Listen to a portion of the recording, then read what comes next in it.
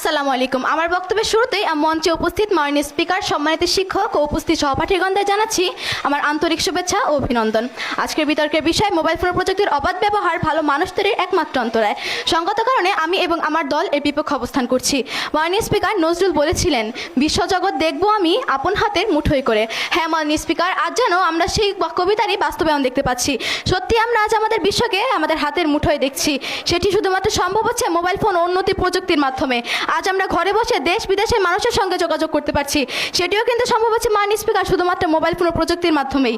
মাননীয় স্পিকার, আজ আমাদের মোবাইল ফোন প্রযুক্তি শুধু এতটুকুতে সীমাবদ্ধ নয়, বর্তমানে এটি বিভিন্ন পেশাতেও অবদান রাখছে, যেমন কৃষিকাজ, শিক্ষা ব্যবস্থা, চিকিৎসা ব্যবস্থা ইত্যাদি। মাননীয় স্পিকার, আমরা একটি কথা বুঝতে পারছি না, আমার প্রতিপক্ষ দলের বন্ধুরা আমাদের কথা বুঝতে পারছেন না নাকি বুঝতে চাইছেন না।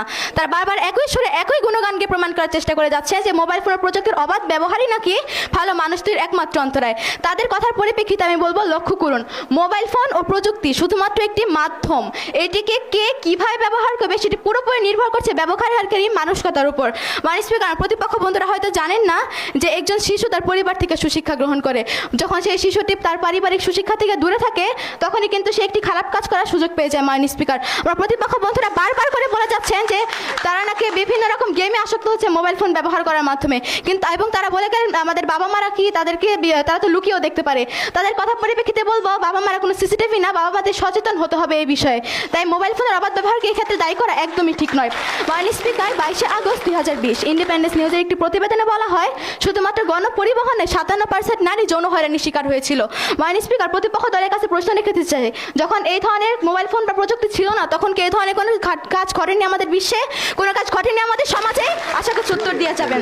13 জানুয়ারি 2021 পায়ে পাড়া দেওয়ার মতো তুচ্ছ ঘটনাকে কেন্দ্র করে হত্যার মতো জঘন্যতম কাজ সংগঠিত হয়েছিল। মাননীয় স্পিকার, এই কাজের পিছনে কিন্তু কোনো মোবাইল ফোন বা প্রযুক্তি দায়ী ছিল না। মাননীয় স্পিকার, প্রতিপক্ষের কথাটা অনেকটা এমন হয়ে যাচ্ছে যে খুন করা হয়েছে ছুরি দিয়ে, আপনারা ছুরির ব্যবহার বন্ধ করে দিন। কিন্তু প্রতিপক্ষ বন্ধুরা যায় না, ছুরির ব্যবহার বন্ধ করে দিলেও ছুরির ইতিবাচক দিকগুলো কমে যাবে, কিন্তু খুনি অন্য কোনো পদক্ষেপ গ্রহণ করে কিন্তু খুনগুলো চালিয়ে যাবে। মাননীয় স্পিকার, যে শিশুটি মোবাইল ফোন ও প্রযুক্তি ব্যবহার করে থেকে ভালো কিছু শিখছে, তার মানসিকতা কতটা উন্নত, এবং যে শিশুটি খারাপ ব্যবহার করছে তার মানসিকতা কতটা বিকৃত, সেটা হয়তো আমার প্রতিপক্ষ দলে বোধগম্য হচ্ছেই না। মাননীয় স্পিকার, আমার প্রতিপক্ষ দলের বন্ধুরা যা আজ মঞ্চে বিতর্ক করতে এসেছেন, তারা কিন্তু একটি তথ্যের জন্য হলো মোবাইল ফোন ও প্রযুক্তির অবাধ ব্যবহার করেছে।